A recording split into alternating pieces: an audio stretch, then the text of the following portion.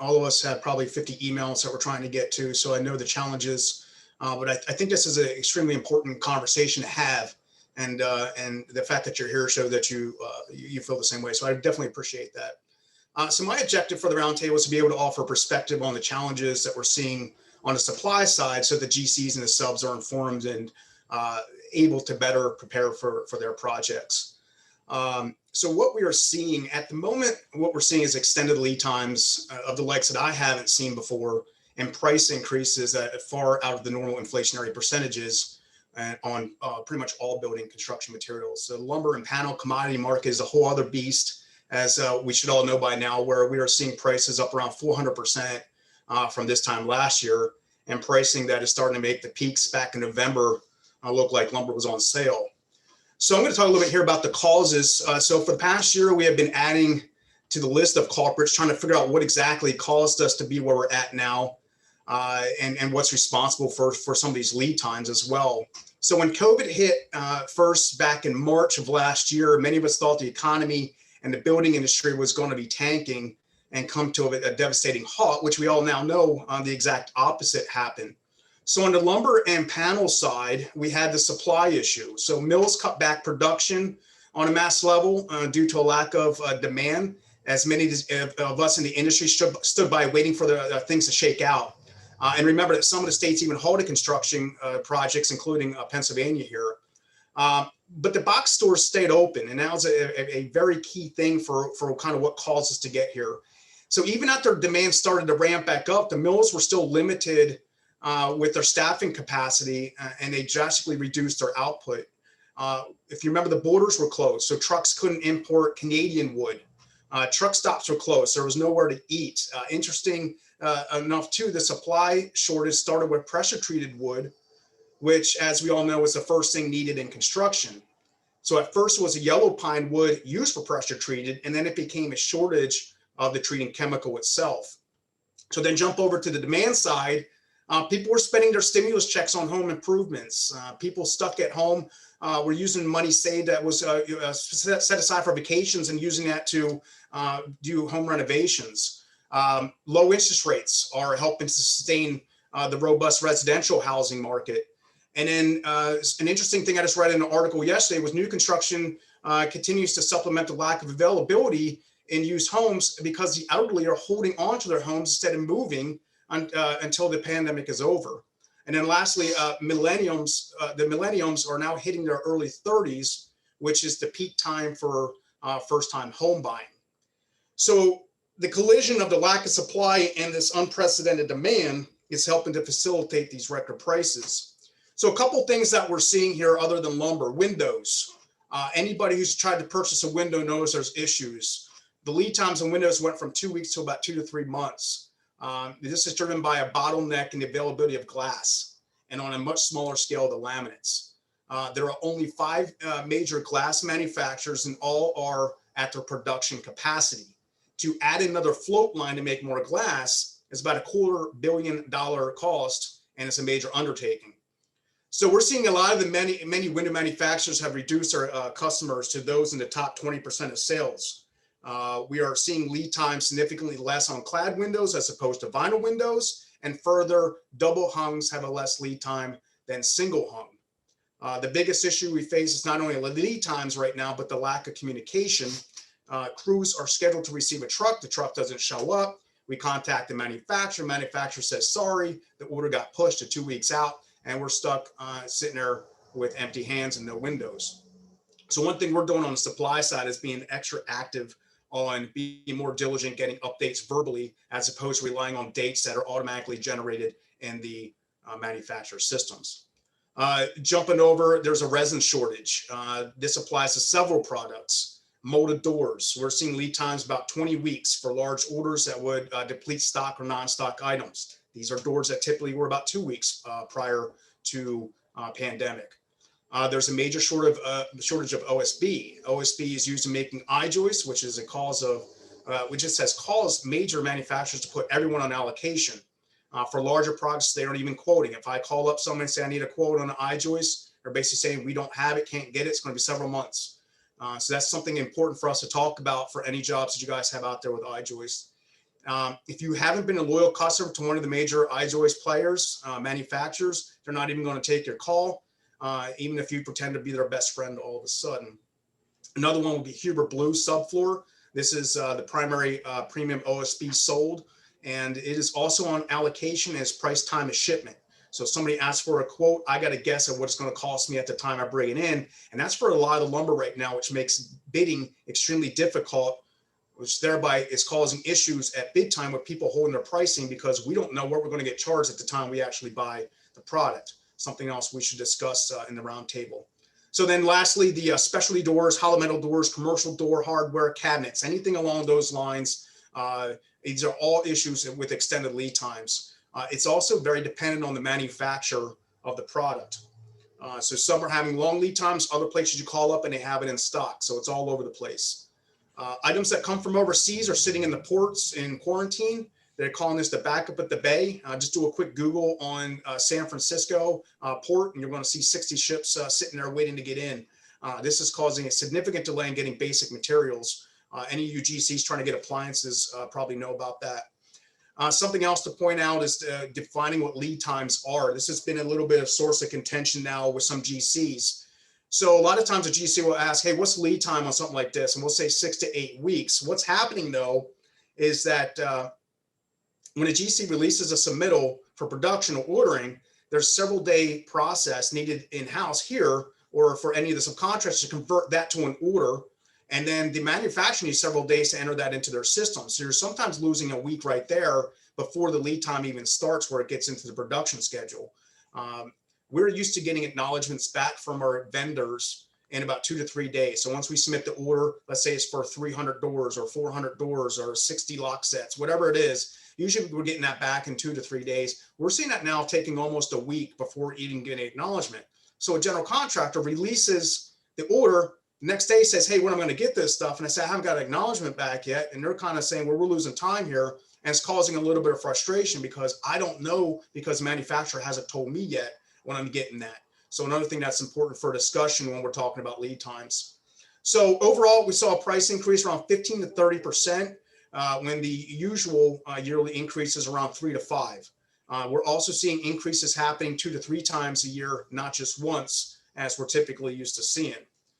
So some of the questions remain is how long is this going to last? And until we see the ability of the mills and manufacturers to increase their production, the bottlenecks of ports rectified, or the availability of qualified people to hire, the only other option is to reduce the demand.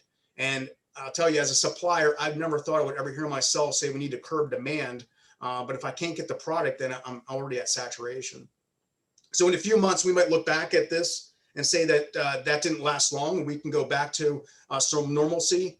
But in my opinion, it's better to have a discussion so that the GCs and subs are better prepared in the event that this is a long-term issue that we would, a longer issue than we would like. So armed with this information, what would GCs and subs need to do to help prevent some of the constraints we're facing? A couple of the questions that I had presented myself is, should owners be more open to alternate products?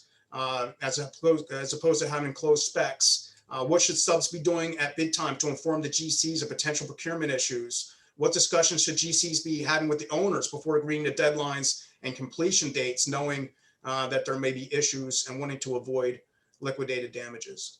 So that's kind of in a nutshell, everything that kind of got us to where we're at, some of the things I'm seeing out there. I can get a little bit more detail with some questions as they come through from some of these subs or GCs.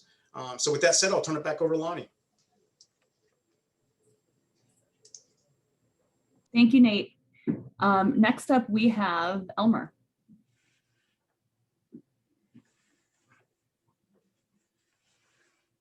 I'm going to try to do a screen share here to put a PowerPoint on that I have. But before I get started, does anybody have anything outstanding that they want to ask Nate about before I dive into some of the things that we're looking at?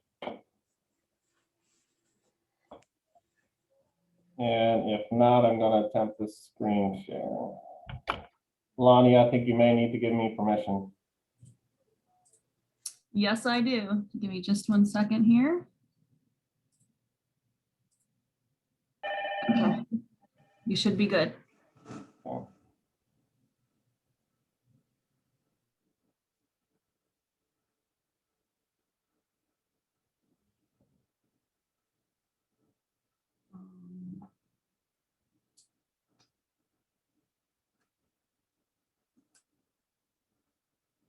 Is everybody able to see my screen?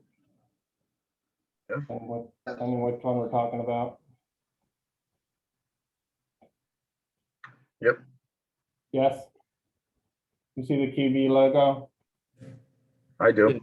Yeah, you're good on We that. can see it. All right.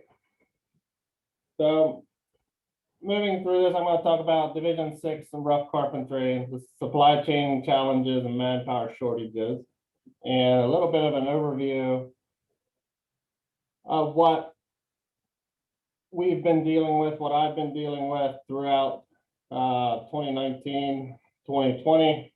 As you can see by my graph here, in 2019, this orange line represents 2019. We never went outside of the composite price, the lumber composite price never went outside of a $300 to $400 range. Yeah, it bumped a little as it went along, but nothing drastic. So flat market, we were able to hold prices for fairly extended periods of time, and we were able to get product. Well, 2020, you see this yellow line, and that's the mountain that we've been trying to conquer throughout 2020. We went up, I think it was about November or September here, we peaked at 939, dropped back down to 567 in November, and then shot straight back up. And as part of, and last week we were over $1,000 in a composite price. So we went from around 350 in 2019 to right now we're over $1,000. And this is changing by $100 a week sometimes. So that's why it's hard to hold prices. And part of what is driving the price is, as Nate had talked about earlier, the Canadian imports is one. Millennials moving from the multifamily apartments, starting families, buying houses, and the COVID pandemic has fast-tracked that because everything's shut down in the cities. Well, now is good, and interest rates are low, so now is a good time as any to move out of the multifamily complexes, buy my own house, start a family, and things like that. That's driving the demand big time. Also, another thing to note is most millennials have 2008, the crash in 2008 is too far in the past for them to really have experienced what that's like. So they're buying like crazy. A single family residential home right now is about $60,000 more than what has been normal, and interest rates of 2.5%. They don't mind the increased price because the interest rates are low. However, the national home buyers are 9 to 12 months behind turning over houses. And these elevated home prices and lumber prices are not going to have, or interest rates are not going to have to increase much before that adds $500 to $600 a month to somebody's mortgage. 1%, 1.5% is going to do that. There's some prediction out there that says that's going to drive to some of the people that have committed to houses defaulting on the houses before they ever get built. There's some speculation that the market is somewhat overbought because builders are buying as fast as they can, saying we need lumber, not taking into consideration that some of these houses may never get built if interest rates go up. So as far as is there an end in sight, what will stop the climb? Interest rates are gonna really have an impact on that as we move forward if they start to climb up. And as we've been seeing kind of in the last couple of weeks, they are starting to creep somewhat. So that's kind of an overview of that. And that's the lumber side of it. The other thing with the Canadian imports and the tariffs that are on the Canadian lumber is they're trying to sell internally within Canada before they export it out. So the Canadian builders have first rights to the lumber before they export out of that due to tariffs. Next thing is manpower challenges. Is there a solution to manpower shortage? And my little plug here is we have to rethink how construction is done. One of the biggest things with manpower is getting people interested in the trades. And I kind of found this picture here, and I've found the median wage that we were looking at back in 2014, I think this was done. And a median wage for a carpenter was $38,000. Well, if I put a personal opinion in there for $38,000, I'm not going to go work on that job site. I can go work at Sheets and make the same amount of money. And that is, in reality, what we are competing against in the labor workforce. Is Sheets is paying the same as a beginning carpenter wage, and they don't have to drive an hour and a half to the job site, and they don't have to work in the mud in 90 degrees or 10 degrees. So that's competing against that. And Rethink Construction is on the next one. Here's some of the solutions. One thing that I hear a lot sometimes, or I've heard recently, from GCs or even owners, they're saying, well, we wait long enough, somebody's going to get desperate enough to drop their price to the budget we have to make.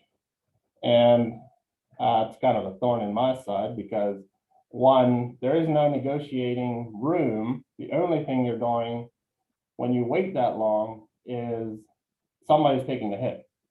And if we're getting onto a job sooner, we have more time to source our product. And that may mean, from a general contractor's perspective, to think about the idea that you have more negotiating leverage further in advance of the job than you do 4 to 6 weeks before the job is going, because 4 to 6 weeks, our hands are tied. There's not a lot we can do. There's not a lot of changes we can make in design. There's not a lot of different avenues we can go to source material if we're that close to having to be on site. So give us some room to work. Involve your rough carpentry trade in the design phase. Get us on early for ideas as to how to do some value engineering. What is some things you can do? Educate the EOR. One of the big things that we see is poor specs on projects. Very simple one. We talked about Canadian imports before. Most engineers do not know where the product is coming from, so they're looking at a submittal list and saying, oh, we should use this. And I'll jump forward to it a little bit, and then I can back up again. But lumber species, here's the easiest one you can do. The SPF versus FPSS. The SPF, graded by NLGA. NLGA is a Canadian grading agency. And they give their SPF number 2 a higher grading value than the United States grading agencies do. Same tree, the tree can grow up on one side of the border versus the other one, and they give it different values.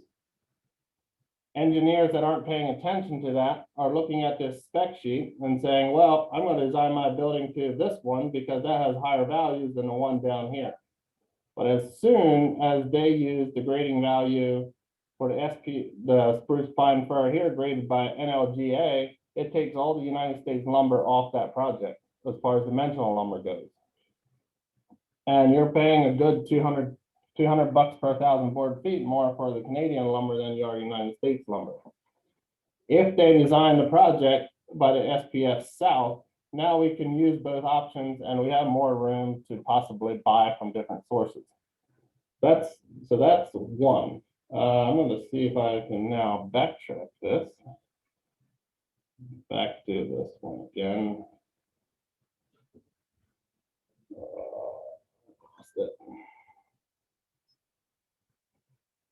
And so that's part of educating the engineer of record and keeping them in line and making sure they're using the right products.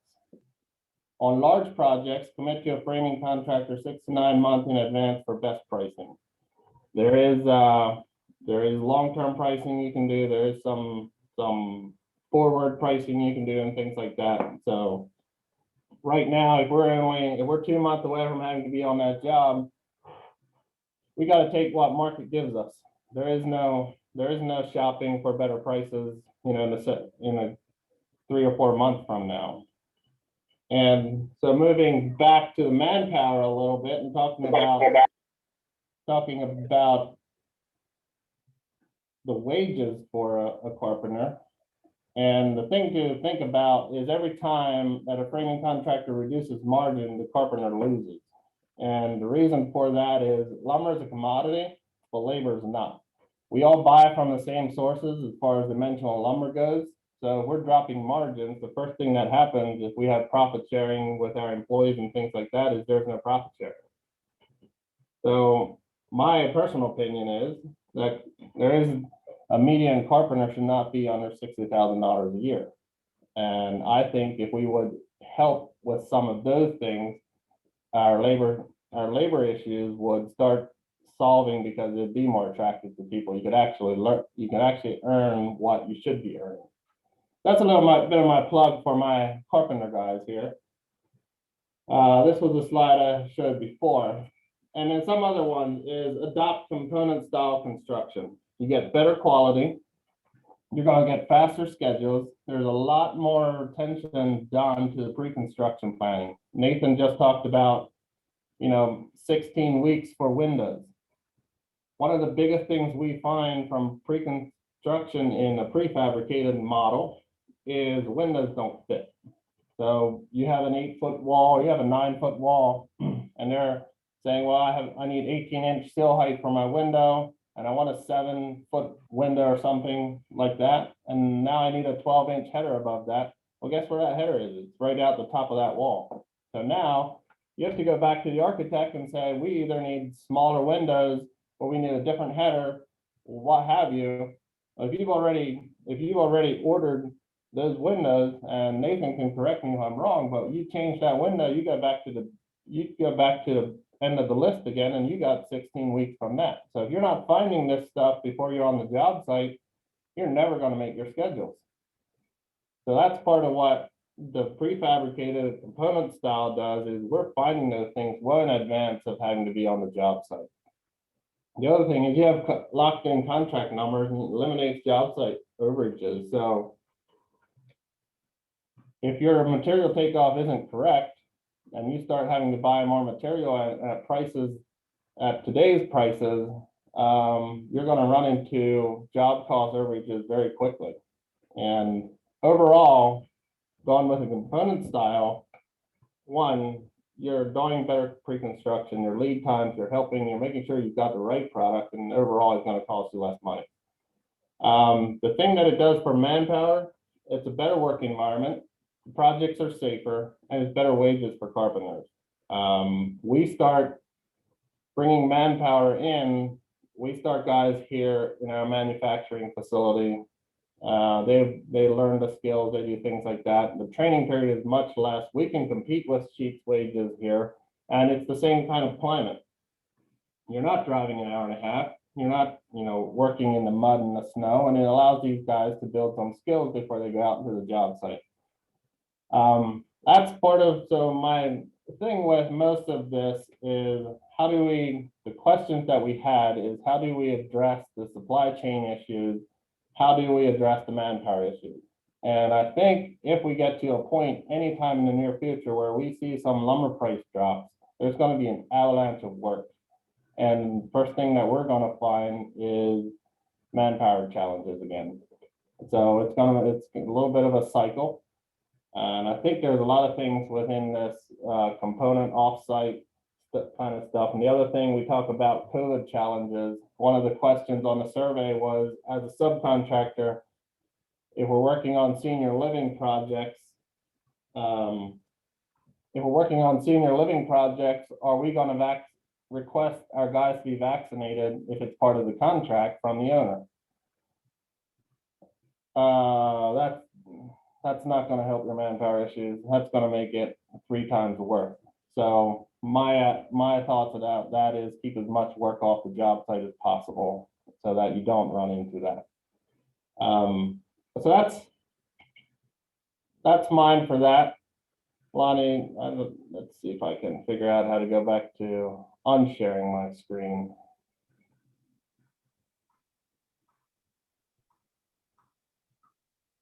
Okay, we have one message that has popped up in our chat, And it says, I am curious, are the architects checking on the supply and demand allowances for product now that we are all aware that this is happening, as it does start with them and the client? I don't think they are. I mean, some of them are, but not to the extent that they need to be. There is a real challenge with architects and engineers speccing things that aren't available or have drastic long lead times. And I think that's where it's big to get your trades involved, to be able to help and consult with that. I can say on our side, owner reps and architects are probably the ones that have are the least information on some of this, which is why we're really having this conversation so the general contractors can take some of that information back. We're seeing with these extended lead times, we're also seeing extended return submittals. So what would typically take 2 weeks or even a contractual obligation on the 2 weeks. You're still sharing your screen, just so you know. So we're seeing that on where it would typically take 2 weeks to get a submittal back, it's now taking sometimes 4 weeks. And we're also seeing these submittals come back with changes. So there might be a hardware spec where the original submittal was for a certain color of hardware on the entire project. And then now the submittal comes back and they want to change that color to something completely different. And we're looking at this saying, holy moly, we need this done by the end of next month. And I can't even get the material now because I couldn't order it yet until I got the submittal back until later, which also puts pressure on us to make sure we're getting our submittals to the general contractor on time so that there's plenty of time for the review process. But then we're also strained on trying to get RFIs answered and some things done on our side. So the architects are definitely, from what we're seeing, non-informed, and are actually adding to some of they're exacerbating the problem a little bit by adding changes and doing things differently. And the stuff that they are speccing sometimes is a hard spec where they're not open to changes. And I think that's something that we need to go back and let them know, hey, we may not be able to get this. So the more we're informing the general contractors of that, and what material is going to be hard to get that we see in the spec at bid time is definitely going to help you guys navigate through that. Okay, one more question. Oh, so go ahead. With that being said, we also had a question here from RLS where it said, we are having issues with subs that are submitting 20% increases due to code, but the market is only realizing 1 to 2%, but the subs still invoice or bid at the 6 to 20% anticipated margin. And it says we just put a project out to rebid because one sub stuck to his 20% number. My thoughts around that is markets are averages. Even the $1,000 per 1,000 board feet of dimensional lumber that we're experiencing now is not real time, because a 2x4 10 is going to be $1,400 per 1,000 board feet. So it's a snapshot, but it doesn't tell the whole story. That would be all I have. So if you want to move on to Carl, it's fine.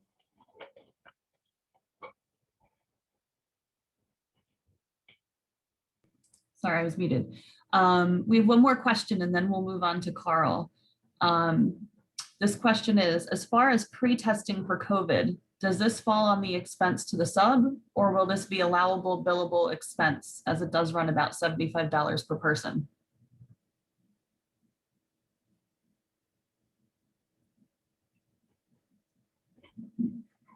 Is that a question from a general contractor? Are they asking the subs if we're going to charge if we need to do that? This is from another sub. Okay. I think a general contractor could step in on that and see if there's any contract, if that's something they're negotiating into their contracts with the owners, if that price is there. And then at bid time, if they're putting in there that we need to incorporate that cost into our bids. Does any general contractor out there have a answer on that?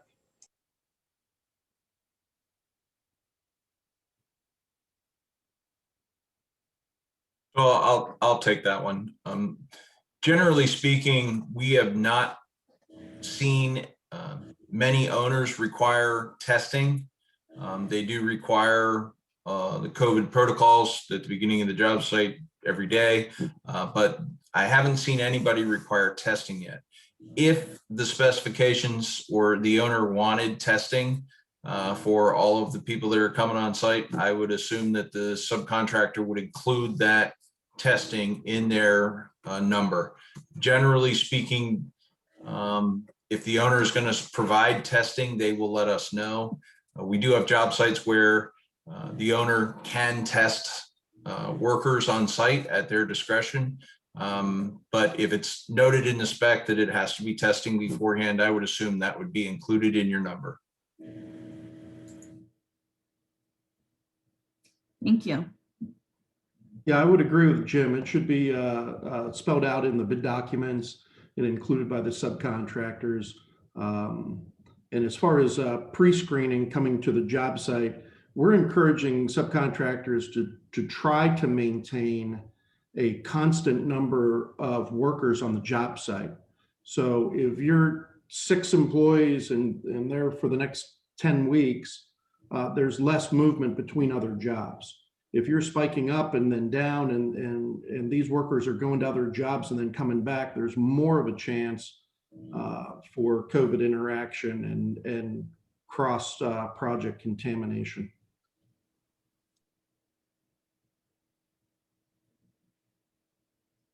Okay. We're going to go ahead and move on to Carl. And then we'll do some more questions and answers after that. Go ahead, Carl. Okay. From what we're seeing on equipment and piping, the lead times aren't that hateful. There's a few pieces here and there on projects that come up that are surpassing the 16 weeks, but typically what we have seen hasn't been hateful. There are long lead times on touchless faucets, bottle filling stations, and things such as that. People trying not to touch things anymore since COVID. But for the most part, lead times haven't really hampered us on any projects. Pricing pressure, however, copper several increases, 15 to 20% jumps at times. Steel's up 87% since August. PVC jumped 25% on Friday due to oil and demand. And then, of course, there's the fuel increases. Manpower, you know, we have a pretty robust policy in here. If somebody tests, one of our employees test positive or even shows symptoms, and they were not social distancing with other employees on our team, we send all of them home to quarantine until come back with negative testing. So some of that's the way we've been going about things, and it's a struggle even within our own company with our safety department. Sometimes I think they overextend, but it's been a struggle for us to keep manpower on some projects, but it's something we're working through. Time frames for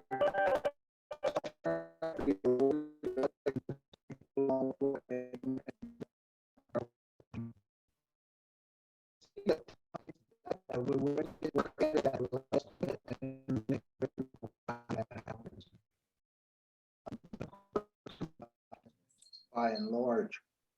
What we're seeing is also insufficient submit time for submittal submission. It takes quite a while to get approved submittals back, which hampers us in getting material ordered.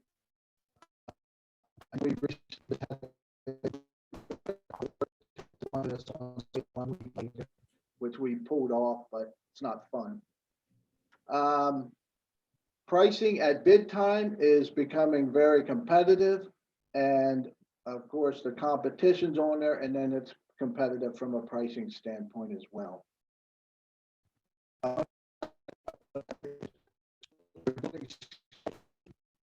The major subs so that we can help you in that endeavor.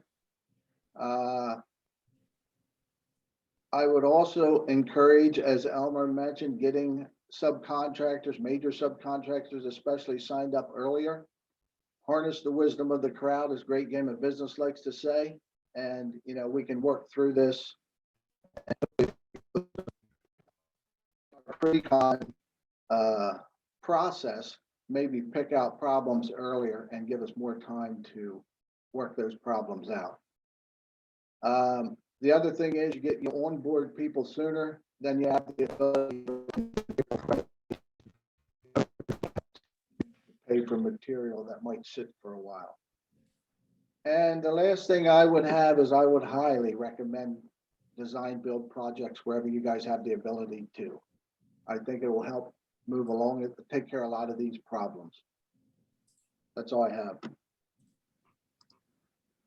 Thank you, Carl. There, you were fading in and out a little bit. So if anyone missed something that Carl was saying that you need him to repeat, we could do that.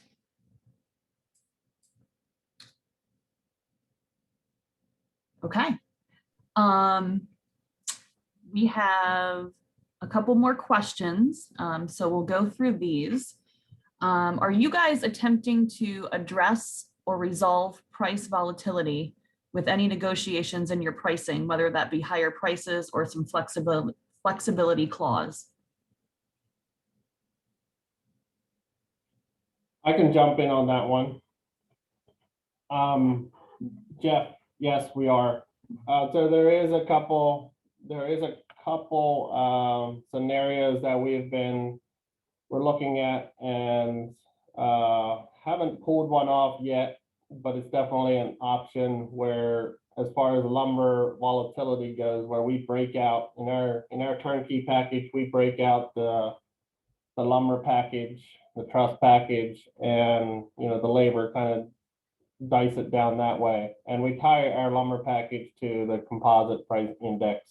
And if the composite price index goes up, the cost of the job goes up. If it comes down, the cost of the job comes down.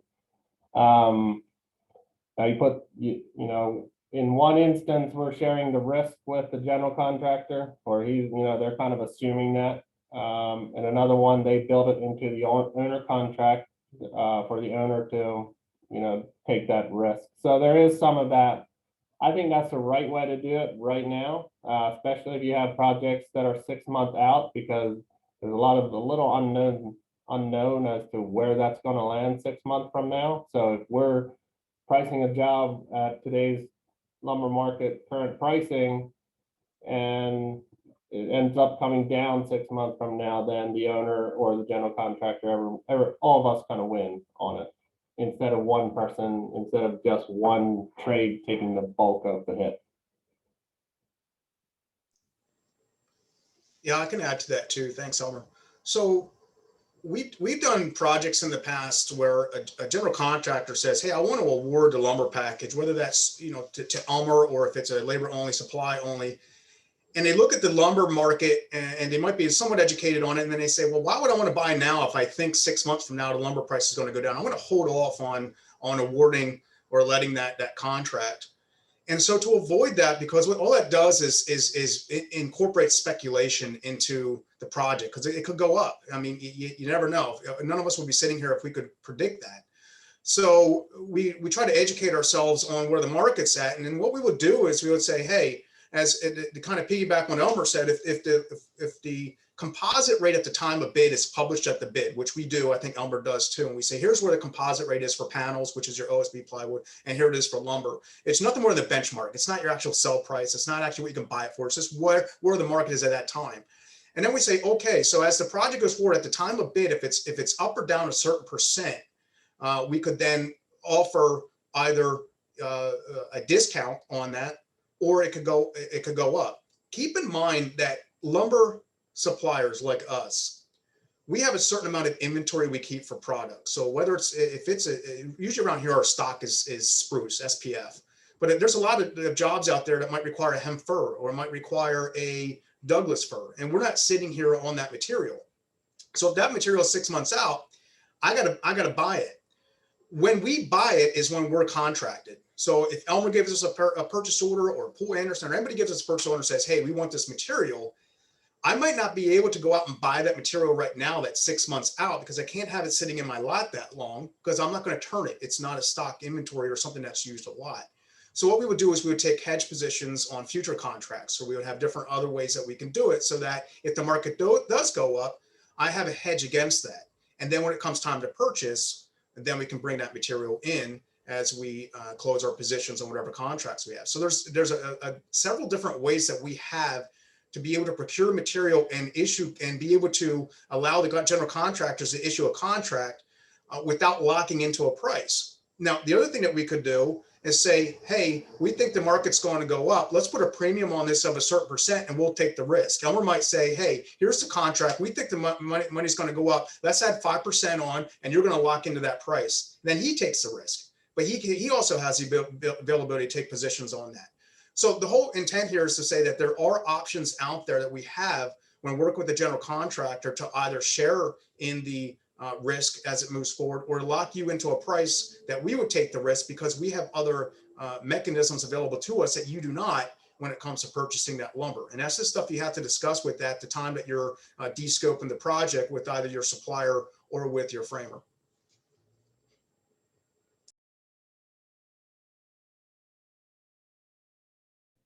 Thank you, Nate.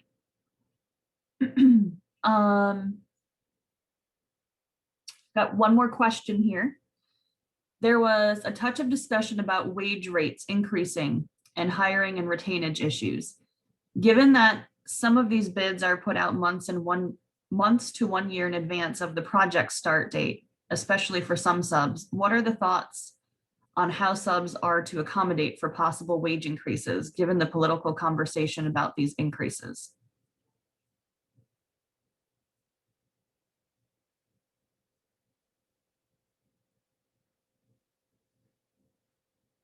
Anyone want to take that one?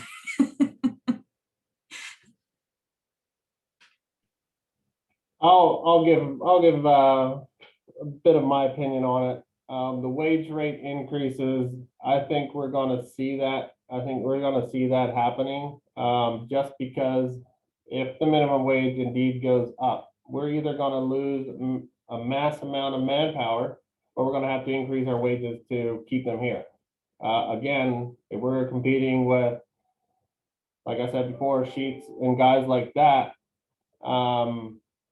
we're gonna have to accommodate it, or guys are gonna, or our manpower is gonna go somewhere else.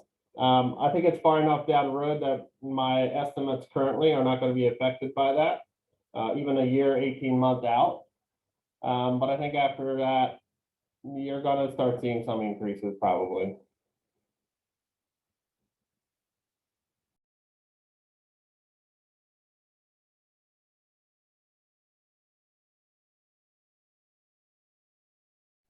I think you're muted, Lonnie. Sorry, I think we've gone through all the chat questions, but if anyone has anything to add, we can open it up to Q&A and anything that we haven't discussed yet.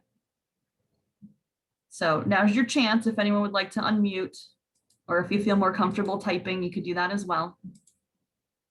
I'll get the ball rolling with a question actually to the general contractors, and it goes in line with what we just discussed about the volatility. Trying to get escalation clauses in the contracts has been something that typically has not been acceptable to owners. Are we seeing now a little bit of more push from general contractors in pre-con or in the contract phase that you're saying to the owners, we need you to take some responsibility and some ownership on these price escalations as well? Because so far on most of the contracts that we have with the general contractors, when we went back in November and said, hey, this is going to cost us another $100,000, $200,000 out of pocket to be able to honor the price that we gave you at contract. We said, is there anything you can do for us by going back to the owner? They say no, or we'll wait till the end where general conditions comes up, and pretty much that doesn't. We've had a few that came back and said, well, we'll help you absorb some of that. But ultimately, we're at a point where the owners are able to lock into a contracted price, especially governmental projects. They're able to lock into a certain price, and the price increase has to get absorbed by the man on the lowest man on the totem pole. So are the general contractors here starting to say, hey, because of the volatility, we need to push back a little bit on being able to take some of these price increases and put it back on the owners?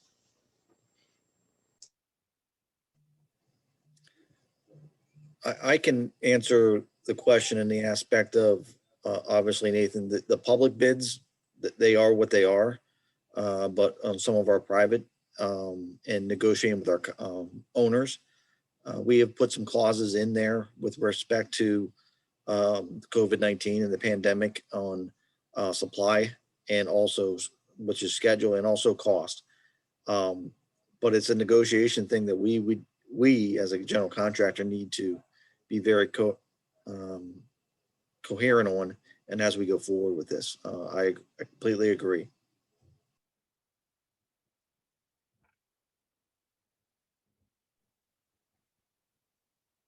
Isn't there, It comes down to a lot of communication. During the bid period, we're talking to subcontractors and suppliers and asking them very specifically, how long is your number good for? Back in the late 90s, early 2000s, I remember getting structural steel quotes that said they were good for 48 hours because of the volatility of the steel market. We have site contractors tied into asphalt index, so it's not uncommon to be tied material-wise into an index. But by the time that we talk with you all and we put our bid together until the owner makes an award, and then we turn around and buy it, technically we're at risk until we get you signed up, and then then the risk passes on to you with, we have an agreement, and these are the material prices that you agree to, and then the onus becomes on you to buy that as quickly as possible. What we can do is work to try to get stored material clauses, get those materials in your warehouse or get them onto the job site as soon as possible, and document the ownership, document the insurance on those materials, and work together to try to get you all paid for those materials sooner than later. I'll tell you a story. We have a job. We had a project meeting about a month ago, and contractor said, "Hey, I'm having a tough time getting insulation." So the very next question to them was, "Well, we approved the submittals back in June. Why didn't you buy the material?" Well, they took the risk that they were going to be able to buy it at a less expensive price. Well, I'm sorry, but that's not on us. That's on them for holding off and waiting and waiting and waiting to try to get a better price, or just, the timeliness of their purchase. So there's certain things we can take on and work together with. There's certain things that, as you correctly said, they fall down the line as you're buying it from your suppliers. The onus falls on them for price increases. And lumber is a difficult one because it has a shelf life. You don't want a bunch of yellow pine sitting in your yard for 6 months, because you're going to get nothing but mold when it gets out to the job site, as opposed to, say, a faucet or something like that. So a little bit trickier with that one, but there's other creative ways to get stuff purchased ahead of time. And I think stored material was a big one. It's something that we've all kind of cringed at, said, I don't really like doing the pictures. I don't want to have to go get the insurance and all that, or that's more space in my warehouse. But I think we're all looking at this now saying, we got to get it in before the price increases come, which we know are going to come again in 6 months. We got to get this material and get it into our warehouse and get it built for stored material. So I think we all have to, at least for us, we're loosening up a little bit on saying, well, is it really worth it for the cash flow? It is at this point, because of the volume of stuff that needs to get purchased ahead of time.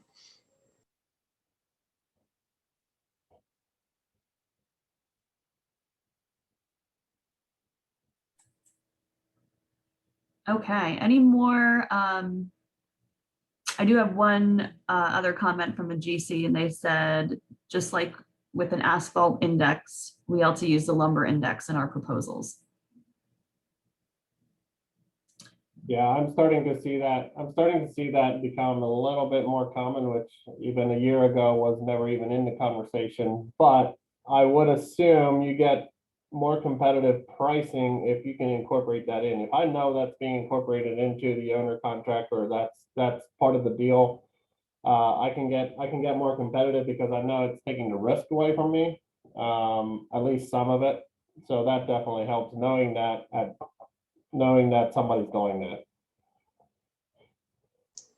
Yeah, and I don't know what Elmer puts in here. I can tell you just straight off the top that you're looking at about probably a 15% increase on our pricing just to cover risk. just to cover that, whether that's our takeoffs from an estimating side to cover, if we're doing a guarantee package, to cover overages or material or something that was misquoted wrong, all the way to the fluctuations of volatility in the market, all the way to we interpreted disrupts one way, the architect said something differently, we try to fight it, ARC wins, that's not the way we did it. So all of those things are cost factors to the general contractor, upwards of about 15%. The more we can eliminate that, the more we can get more competitive on our pricing.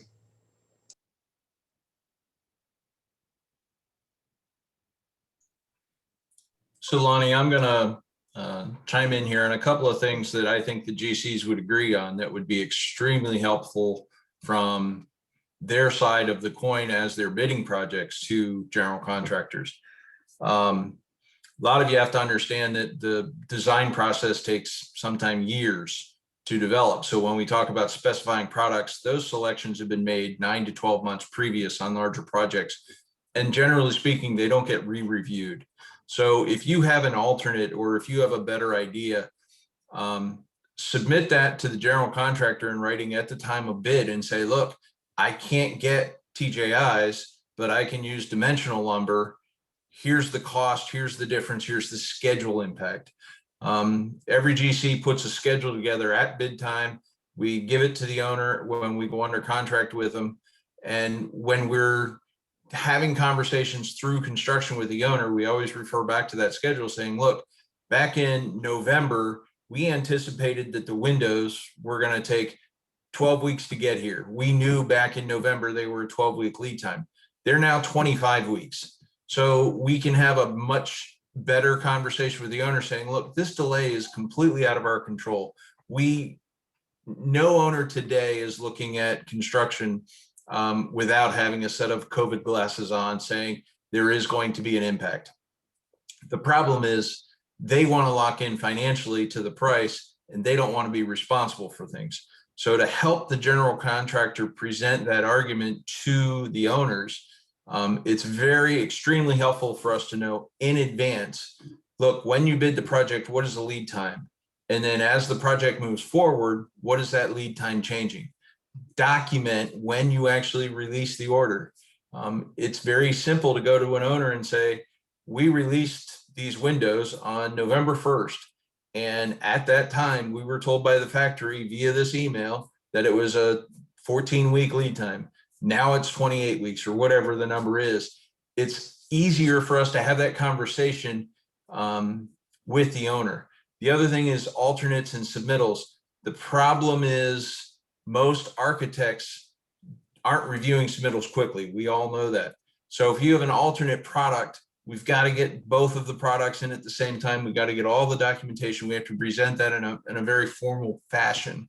If we try to just say, well, let's use this instead, generally it gets shot down if we don't give them reasons why. So from the subcontractor's point of view, any information and communication that you can provide to the general contractors before you bid the project, once you're awarded the project and through construction, you've got to communicate with us and let us know. The last thing we want to do is have you scheduled to do work in 3 weeks and get a phone call and say, I don't have my material, I'm 6 weeks out. That doesn't do us any good, because then we're scrambling trying to figure out, and that's where the contention comes in. The more open you are with us, the easier it is for us to be able to accommodate changing schedules and workflows based on manpower, based on material. So in these times, it's important all the time, but in these times, it's critical that there's an open line of communication as far as timing, manpower, what the issues are, alternates, any of that stuff. I know at bid time, we always ask, how long is it going to take you to do the job? Because we're questioning manpower. When is your material coming? What's the lead time on the material today? And we put that into our schedule so that we know if there's a delay in the future, we can track it. Hey guys, I have a question if I can chime in. None of you were part of this company, but there was a company we worked with on the submittal side that took a lot longer than we've ever expected to take on getting submittals to the architect and to the owner and back.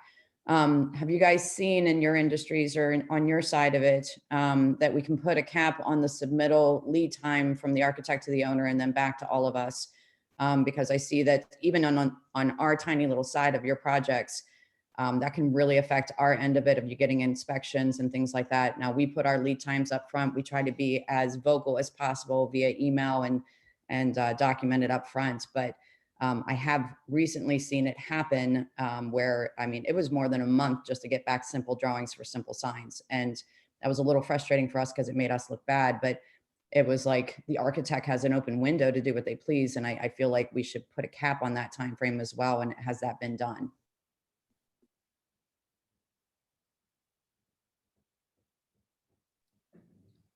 We work submittal review and outstanding submittals into our OAC meetings, our owner, architect, contractor, whether it's GC or construction manager meetings.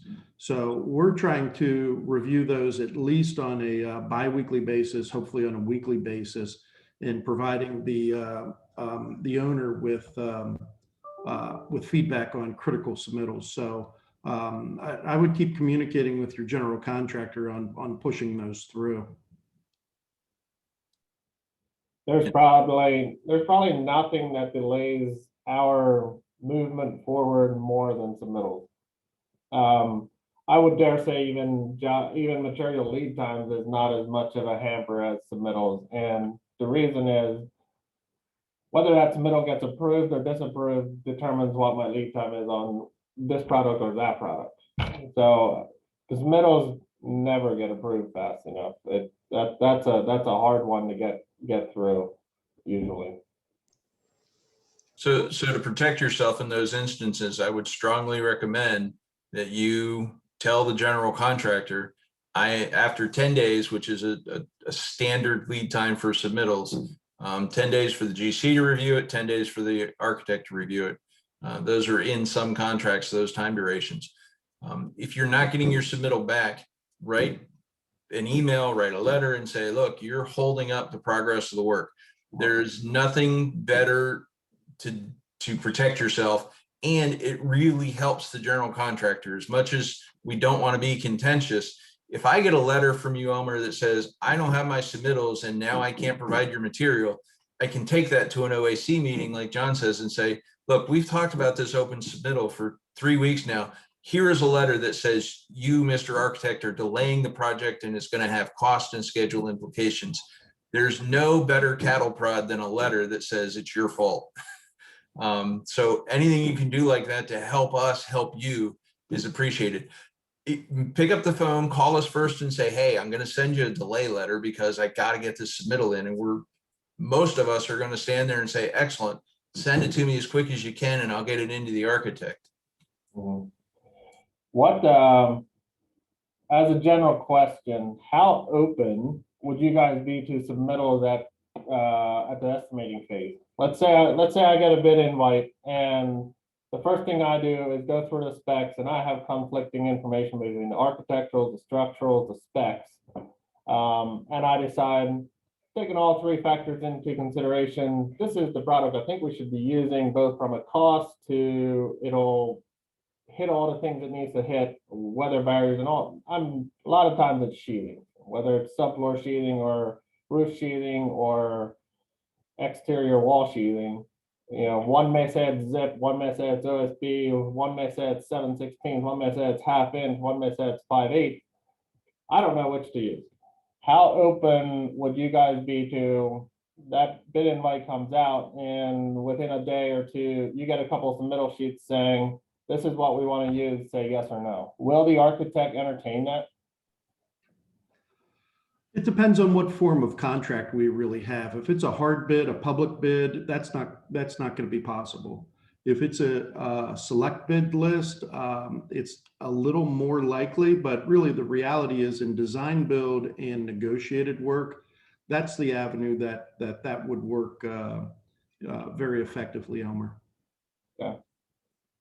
But in the hard bid situations, Elmer, you noted in your presentation that you do these quality reviews on the drawings. If you see that at bid time, send an RFI in.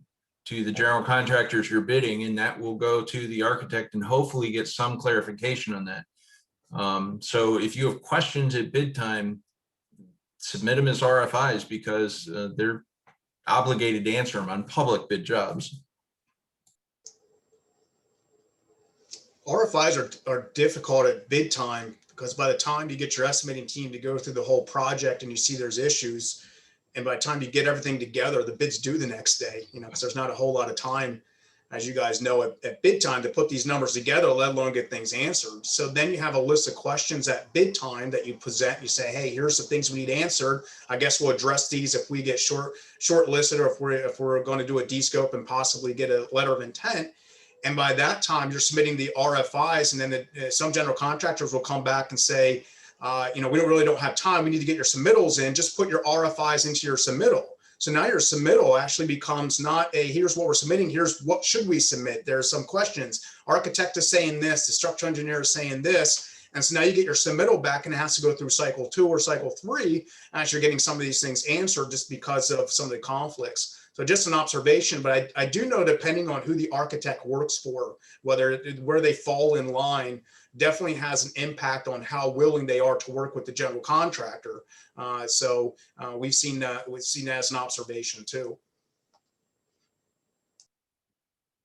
Nathan, in that situation, ask for a Zoom meeting with the architect and your contractor to facilitate that review and approval process. That's your best avenue instead of going back and forth, because once it goes back and forth 6 times, you just blew 2 weeks. And and as we've been discussing this whole seminar, is that 2 weeks could cost thousands and thousands of dollars.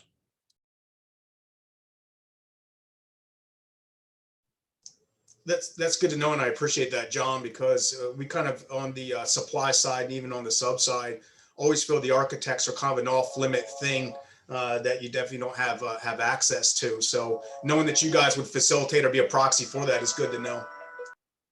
And we feel that way too sometimes. So.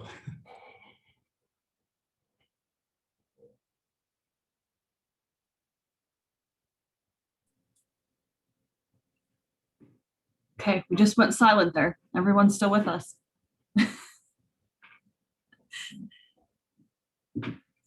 All right. Did we have any other specific questions, or should we just kind of move through our list of issues, anything that we haven't hit on yet? We talked a lot about manpower, obtaining materials, honoring previous bids, getting bids, and a little bit on COVID-19 issues. Is there anything specific we want to discuss?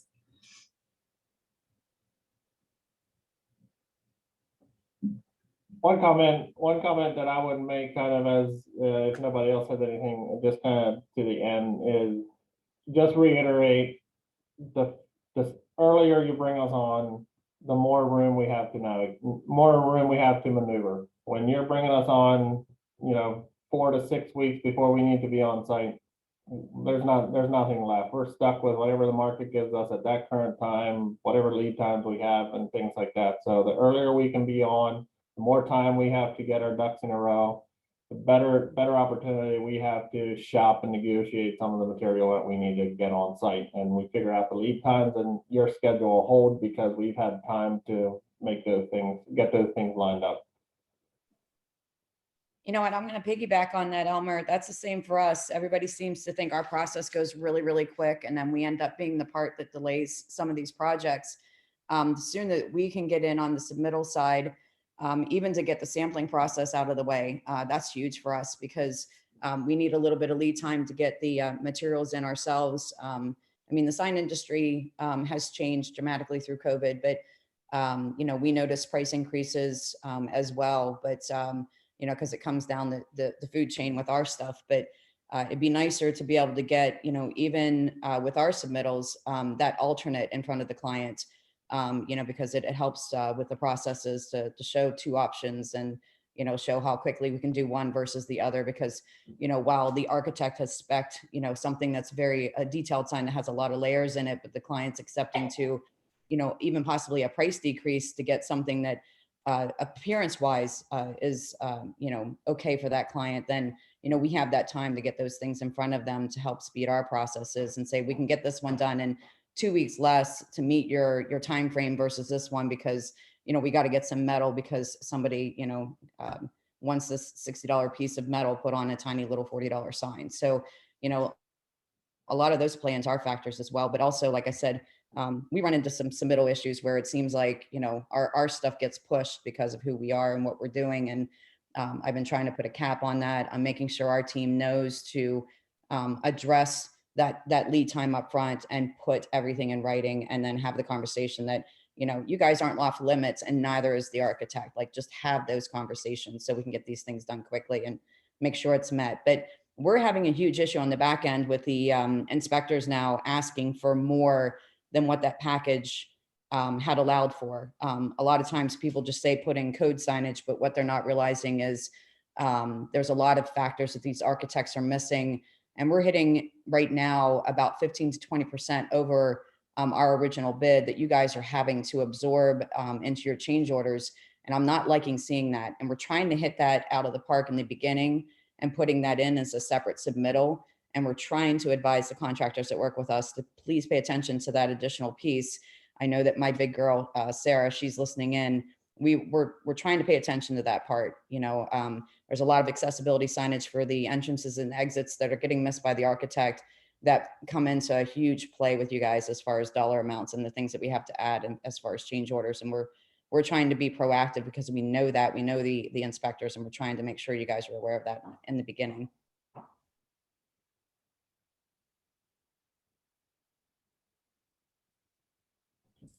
Thank you, Angela. Any other final thoughts?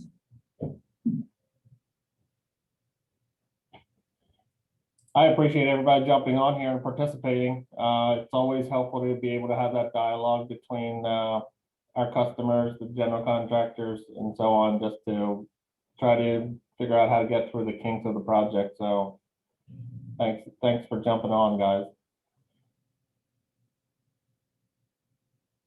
Yes, absolutely. We had a really great turnout, and this was a nice opportunity to get everyone together. Just a few upcoming events to put on your calendars if you haven't already. I'm gonna try to share my screen here.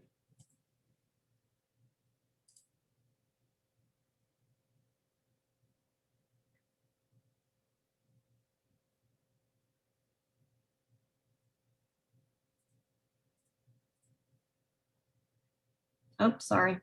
It's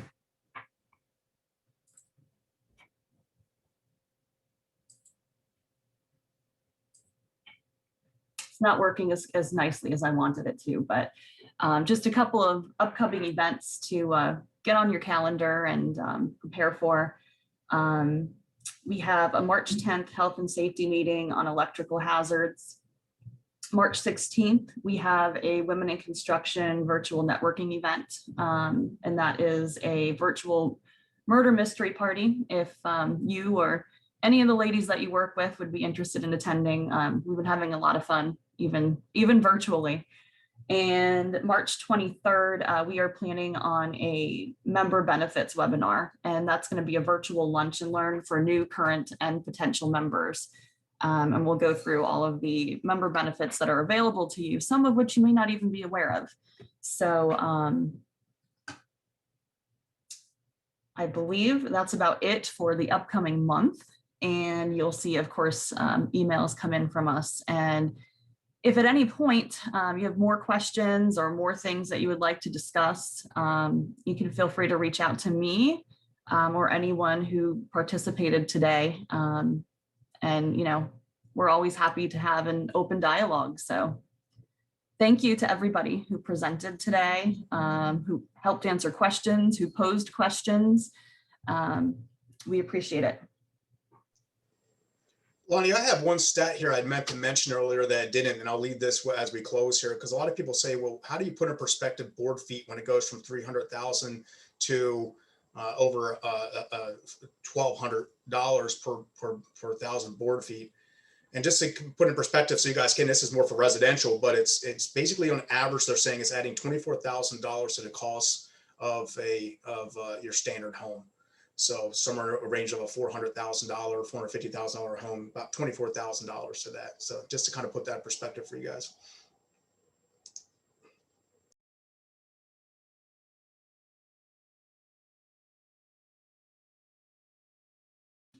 Oops, sorry. We have a few award winners on the meeting today that we just completed all of your presentations for. So we had a question of when the video will be released. We are actually getting all of the materials over to our videographer, and we hope to have it done within the next week or so. So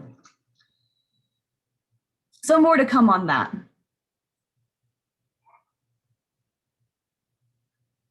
All right, if there's nothing else, we'll go ahead and let everyone go. We've actually even finished up earlier than we thought. So again, thank you to everyone for participating, and we hope to see you again soon. Thank you, everyone. Thank you. Thank you. Have a great day, everyone.